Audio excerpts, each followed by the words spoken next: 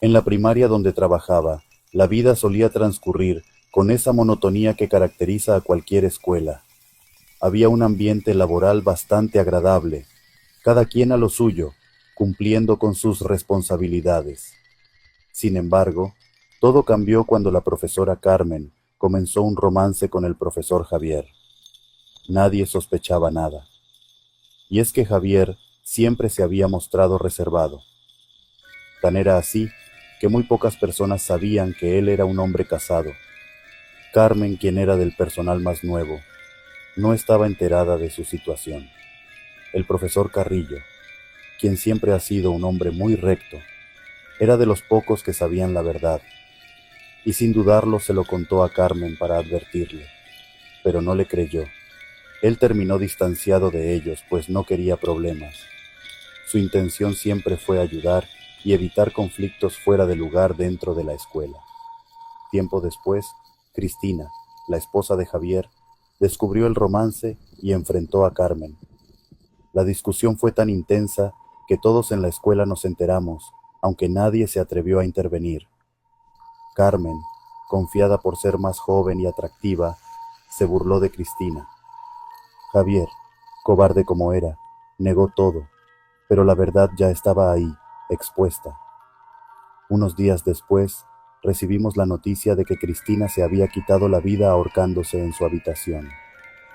La tragedia dejó a todos conmocionados, pero también nos enseñó una lección que nadie quería aprender. Aunque intentaron separarse, Carmen y Javier volvieron a estar juntos después de unos meses. Pero Javier ya no era el mismo. Comenzó a decir que veía a Cristina, que se le aparecía para advertirle que debía dejar a Carmen. Intenté hablar con él, decirle que no jugara con esas cosas, que su relación con Carmen no había empezado bien y que tal vez lo mejor era dejarla. Carmen, por su parte, decía que Javier estaba obsesionado con su exesposa muerta y que debía superarlo de una vez. Pero la situación se volvió más extraña. Empezamos a ver la silueta de una mujer merodeando por la escuela. Al principio pensé que eran cosas mías, pero pronto otros maestros comenzaron a ver lo mismo. Era una figura borrosa, siempre a lo lejos, que se desvanecía cuando intentábamos acercarnos. La profesora Mina estaba convencida de que era el espíritu de Cristina, y aunque no quise admitirlo, cada vez me parecía más posible. El profesor Carrillo también comentaba haber visto aquella silueta de mujer. Una tarde, Carmen llegó a la sala de profesores gritando, con la cara llena de arañazos y golpes por todo el cuerpo. Estaba fuera de sí. Aseguraba que había visto a Cristina, que ella la había atacado. La llevamos a la enfermería, donde intentaron calmarla y curarla. Todos estábamos en shock, sin saber qué hacer ni a quién acudir. Lo peor vino después. Mientras intentábamos entender lo que le había pasado a Carmen, nos llegó la noticia de la muerte de Javier. Los que lo vieron dijeron que iba camino a la escuela cuando, sin razón aparente, comenzó a escalar las rejas del parque que estaba en el camino. Llegó hasta la parte superior y, en un acto que parecía imposible, colocó su garganta sobre una de las puntas afiladas y se soltó. La varilla lo atravesó desde la garganta hasta el cráneo y quedó colgado ahí, en una escena que no puedo quitarme de la cabeza, llena de sangre y horror.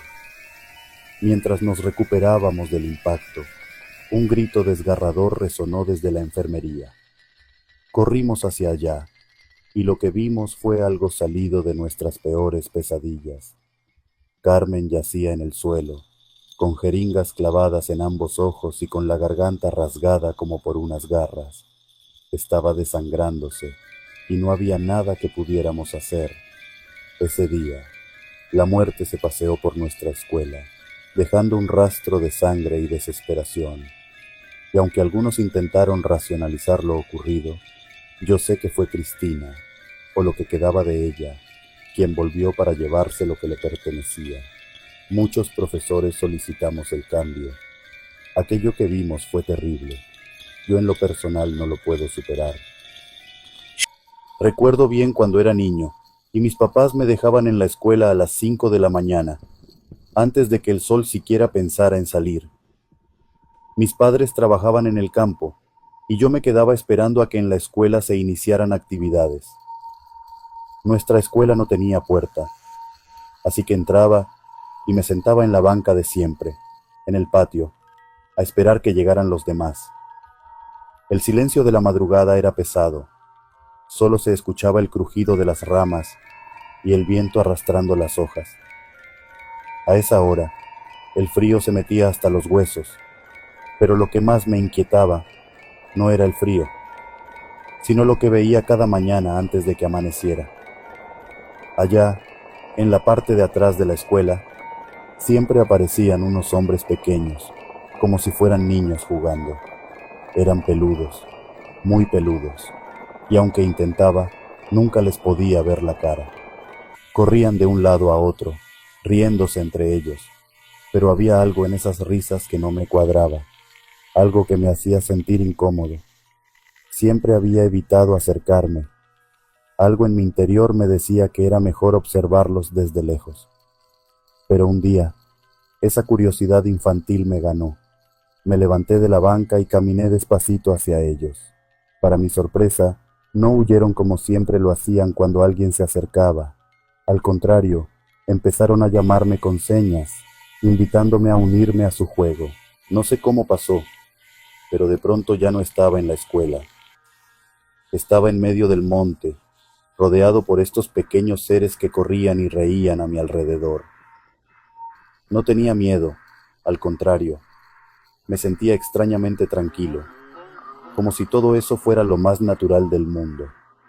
Jugábamos, corríamos, saltábamos. No sentí que hubiera pasado mucho tiempo, pero cuando me di cuenta, estaba de vuelta en la escuela.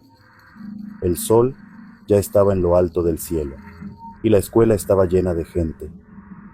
Al principio, no entendía por qué todos me miraban tan raro. La maestra, mis compañeros, todos tenían una expresión de alivio y preocupación en sus caras. Alguien llamó a mis papás, y cuando llegaron, me abrazaron fuerte, como si pensaran que me habían perdido para siempre. Fue ahí cuando me enteré de que habían pasado varios días desde que desaparecí. Yo no sentía que hubiera pasado tanto tiempo. Para mí solo había sido un rato, un juego. Pero ellos insistían en que llevaban días buscándome. Alguien comentó que quizá me había encontrado con los chaneques, unos seres que según la gente del pueblo, se llevaban a los niños que se portaban mal o que eran curiosos. Una señora, que siempre se la pasaba rezando en la iglesia, me llevó a su casa y ahí me hicieron una oración. Dijeron que era para que los chaneques no volvieran a llevarme. No entendía mucho de lo que decían, pero sí recuerdo que después de esa oración, dejé de ver a esos pequeños seres en la escuela. Las mañanas volvieron a ser solitarias, y aunque a veces deseaba volver a jugar con ellos, algo dentro de mí sabía que lo mejor era no buscar más. De vez en cuando, en alguna madrugada oscura, creo escuchar esas risas lejanas, pero cierro los ojos y me concentro en los ruidos del campo. No quiero volver a perderme, no quiero volver a perder días de mi vida por seguir una curiosidad infantil. Y aunque han pasado años, cada vez que paso por la escuela, siento que esos pequeños hombres peludos siguen ahí, esperando, jugando, pero sé que es mejor no acercarse. Nunca fui de esos que creen en fantasmas ni nada de eso, pero lo que viví en la escuela Jaime Nuno, en Guadalajara, me hizo replantearme muchas cosas. Era un lugar viejo, con pasillos largos y techos altos que crujían con el viento. De día, la escuela no tenía nada de raro, pero cuando caía la noche y todo se quedaba en silencio, la cosa cambiaba. Una noche me quedé a hacer tarea en la biblioteca, la cual estaba al final del edificio. Me concentré tanto en el trabajo que ni me di cuenta de la hora. Cuando levanté la vista, la escuela estaba vacía, solo el ruido de los ventiladores y algún que otro insecto zumbando. Recogí mis cosas y salí de la biblioteca, pero en cuanto puse un pie en el pasillo, Me di cuenta de que había algo raro. El aire estaba pesado y sentí un escalofrío recorrerme la espalda. Lo ignoré y empecé a caminar, pero entonces lo vi. Al final del pasillo, justo en la esquina, estaba parado un hombre. Era alto, muy alto, y estaba vestido completamente de negro. Al principio pensé que era algún maestro o el guardia, pero cuando quise saludarlo, me di cuenta de que no se movía. Solo me miraba, o al menos eso parecía. Mi instinto me dijo que diera la vuelta y saliera por otra puerta, pero el miedo me dejó congelado. Lo vi girar lentamente y caminar hacia la oscuridad de las escaleras. No hacía ruido, sus pasos eran silenciosos, como si flotara.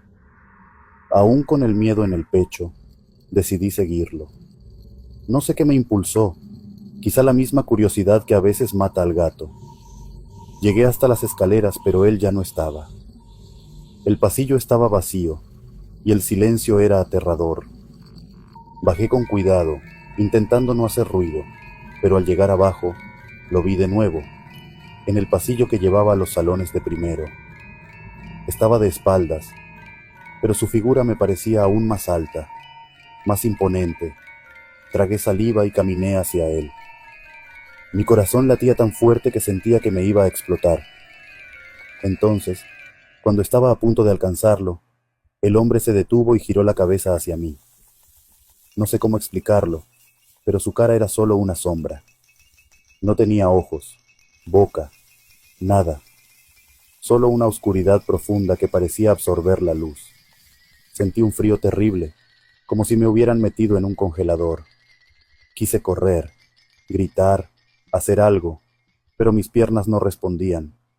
Él se giró completamente hacia mí y empezó a caminar en mi dirección. Fue ahí cuando mis piernas reaccionaron y salí corriendo como nunca en mi vida.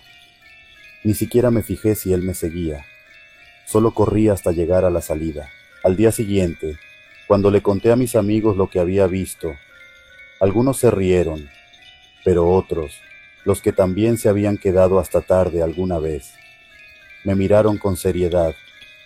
Me contaron que no era el único que lo había visto. Al parecer, ese hombre vestido de negro había sido visto por otros estudiantes y maestros, siempre en las noches, siempre en la oscuridad.